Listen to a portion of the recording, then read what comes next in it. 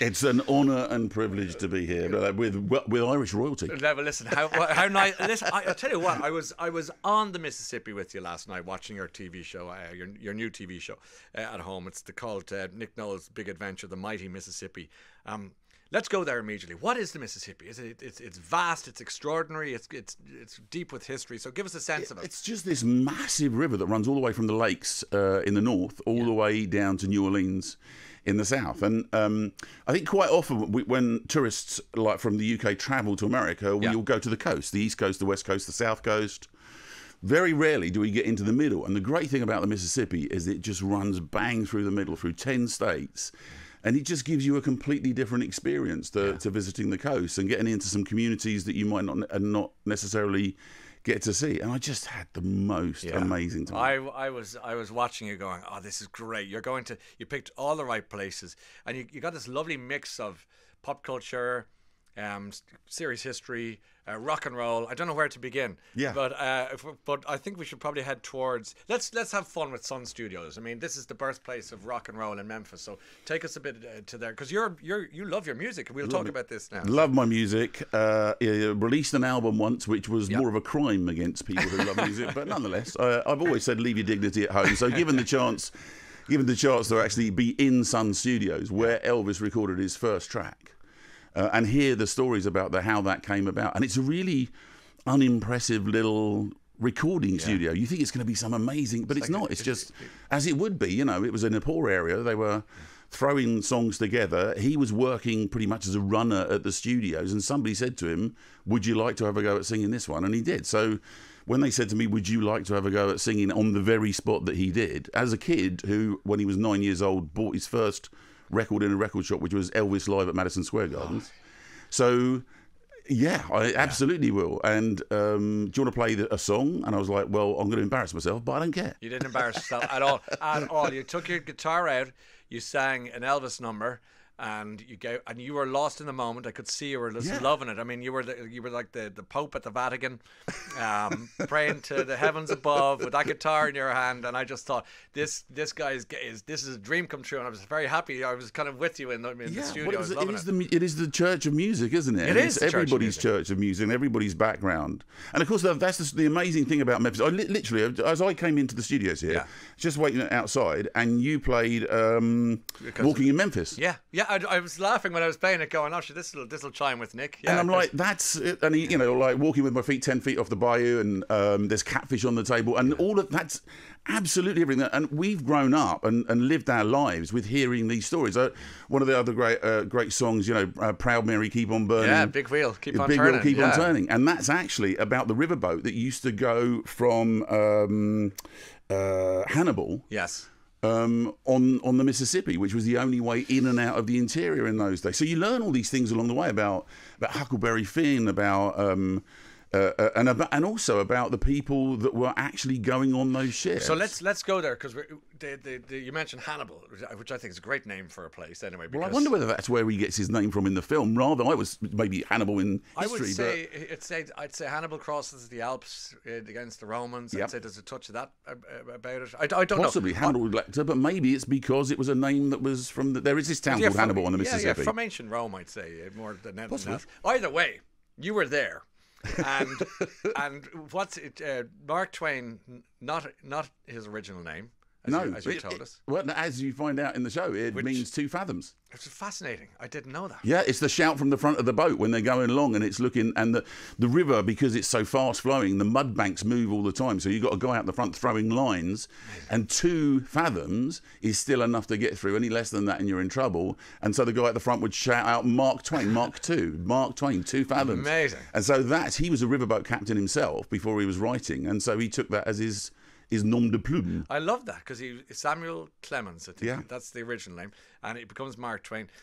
And you go and talk about Sorry, because I'm bouncing around because I'm so excited. Because you went to a dining experience which I didn't realize. Of course, it makes sense. A huckleberry is a berry. I mean, that blew my mind. Literally, I thought in it was a Minneapolis. song. So in Minneapolis, on the falls that used to be a really important waterfalls for the indigenous people there, the Native Americans, that were the First Nationers or whichever. But there's a lot of terms that you have to use. Of course. They're a really important place, and where there's a chef called Sean who basically had done all this study in sort of British and French and all the other things, but then decided there's nothing from my culture in America as a Lakota from a Lakota tribe.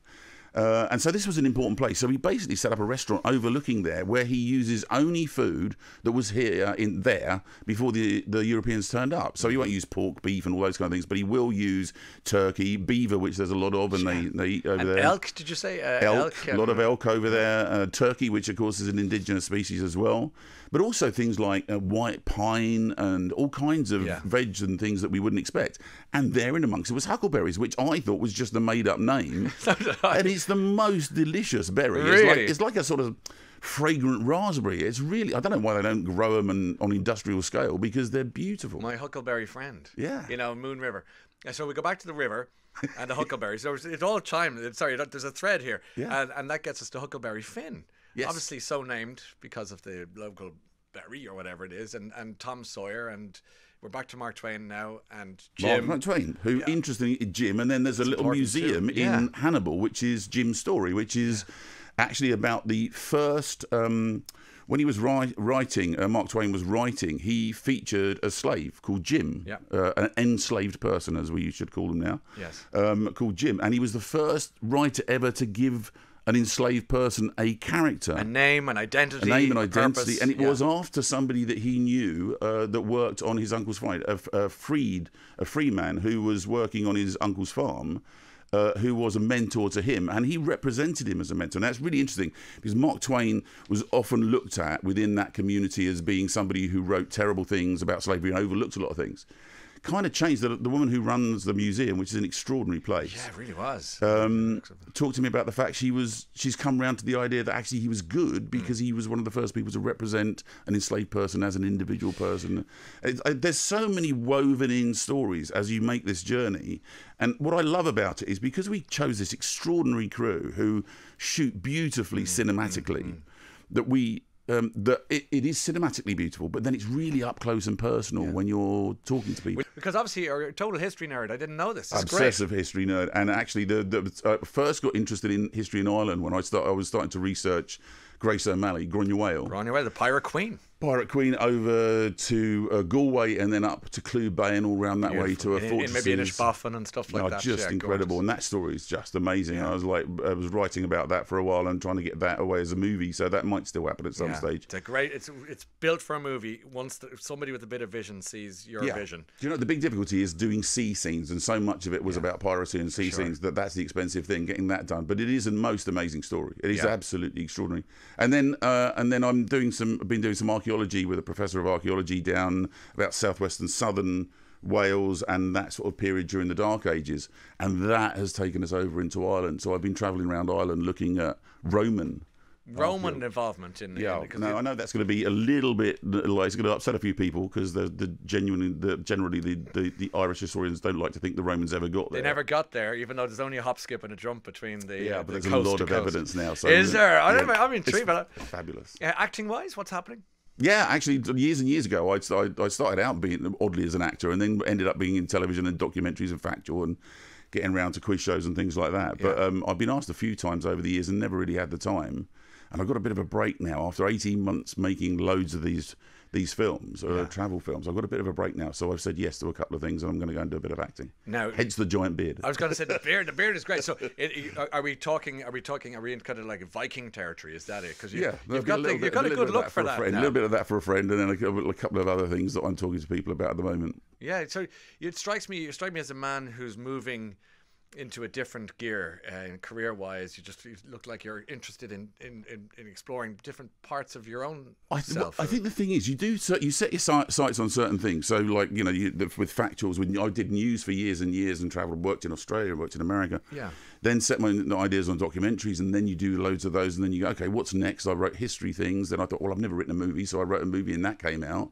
And it's like, set yourself a new target every time, and it gives you the energy and excitement. So, you know, the acting is something that terrifies me, so let's do that next. You like that challenge to your... to your the buzz makes you feel alive. I know. Well, you know that you do like Saturday night shows and things. Yeah, live TV is very exciting too. It's fabulous because once you hit it, you know, it's a bungee flying. jump. It's a bungee jump. Yeah. You know, the big adventure we talked about at the Mighty Mississippi, which will be on Channel 5 this Thursday, the 29th, and then Friday, the 1st of March at 9 p.m. Urging everyone to watch that. But you're also really congratulations on it. It was so much fun, and it covered such a multitude. That's what I loved, that it went from you were parading ducks around a hotel at one stage. We won't get into that right now.